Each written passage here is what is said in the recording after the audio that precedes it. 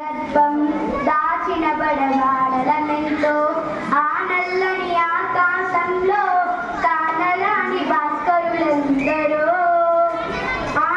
ఆ చల్లని సముద్ర